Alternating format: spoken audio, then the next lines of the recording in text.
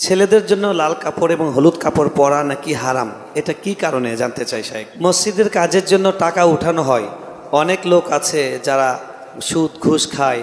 আমরা ওয়াজে শুনেছি কাবা ঘরে কিছু অংশ বাকি ছিল, হারাম টাকা নেওয়া হতো না সেজন্য। তাহলে মসজিদের জন্য টাকা উঠানোর সময় কেন বলে না যাদের হারাম ইনকাম তাদের টাকা নেওয়া হবে না? আলহামদুলিল্লাহ, এটা তো সুন্দর কথা এবং সুন্দর দরকারি প্রশ্ন। আজকাল মসজিদ মাদ্রাসা বলেন আর ওয়াজ মাহফিল বলেন আর যাই বলেন, আমরা চাই সেটা চাকচিক্যময় হোক, টাকা হালাল হোক বা হারাম হোক, সেটা নিয়ে আমাদের তেমন কোনো মাথা ব্যথা থাকে না। প্রশ্নকর্তা যেটা বলেছেন সঠিক তথ্য। আপনারা যারা মক্কা গিয়েছেন তারা দেখেছেন, যারা অনলাইনে বা ভিডিওতে দেখেছেন তারাও জানেন যে কালো গিলাপে মোড়ানো কাবা ঘর বাইতুল্লাহ, এই মসজিদ, এটার এক পাশে বুক পরিমাণ ওয়াল উঁচু করে রাউন্ড করা আছে।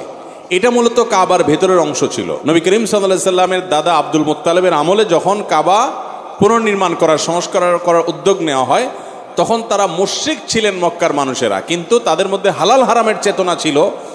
তারপরও তারা হালাল হারামের চেতনা থাকার কারণে ঘোষণা দিয়েছেন যে হারাম টাকা মক্কায় কাদের কাদের ইনকাম আছে এলাকার তো সবাই জানে, সেগুলো আমরা আল্লাহর ঘরে নেব না, আল্লাহর ঘরে শুধু হালাল টাকা নেব। তো হালাল টাকা তো সবসময় কমই থাকে, তো টাকা কম উঠছে, যার কারণে তারা এই ঘরটাকে, আল্লাহর ঘরটাকে পুরোটাকে বিল্ডিং বানাতে পারেন না। যেটাকে পার্সেন্ট করছেন টাকার অভাবে, অর্থের অভাবে, বাকিটাকে ওয়াল দিয়ে উঁচু করে রাউন্ড দিয়ে রেখেছেন। আজও পর্যন্ত সেটা সেভাবেই রেখে দেওয়া আছে।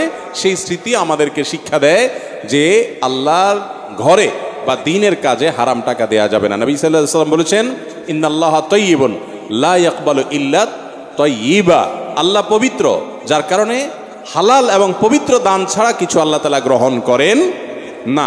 এজন্য ভাইরা আমার, হারাম টাকা এটা দান করলে সওয়াব হবে না। আমাদের দেশে বেশিরভাগ মানুষ মনে করে আরে পয়সা করে কামায় নেই, এরপরে একটা সময় এসে দান দক্ষিণা করিডোরে হাজী সাহেব গাজী সাহেব সেজে যাব। মানুষের চোখে দুলা দিতে পারবে না। আল্লাহ তাআলা আপনার ব্যাকগ্রাউন্ড জানে না।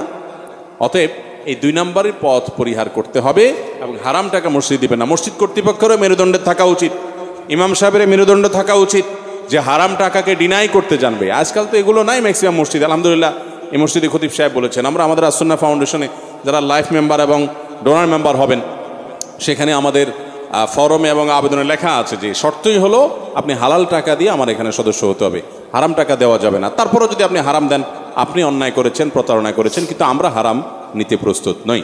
আল্লাহ তাআলা সব উলামাদেরকে এরকম দায়িত্বশীল ভূমিকা নেওয়ার তৌফিক দান করুন। আমিন। রাফি দত্তপাড়া রসুলবাগ থেকে, ছেলেদের জন্য লাল কাপড় এবং হলুদ কাপড় পরা নাকি হারাম, এটা কি কারণে জানতে চাই শাইখ। লাল কাপড় এবং হলুদ কাপড় পরা ডাইরেক্ট হারাম বলা কঠিন।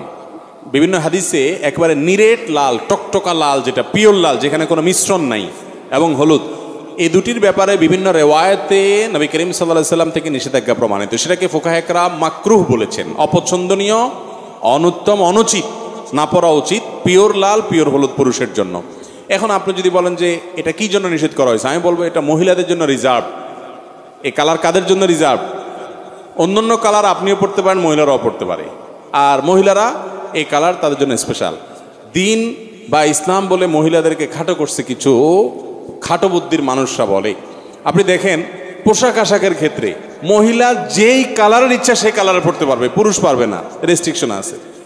রেশম বলেন, সিল্ক বলেন, মহিলা পড়তে পারবে, পুরুষ পড়তে পারবে না, রেস্ট্রিকশন আছে। স্বর্ণ মহিলা পড়তে পারবে, আর পুরুষে বলা আছে তুমি শুধু চায়া চায়া দেখবা চান্দু, তুমি পড়তে পারবা না, তুমি শুধু চায়া চায়া পকেটের টাকা দিয়ে কিনা দিবা, পড়বে উনি দূর থেকে বা কাছে থেকে চায়া চায়া শুধু দেখবা, বাস, খবরদার, পড়ার সুযোগ নেই।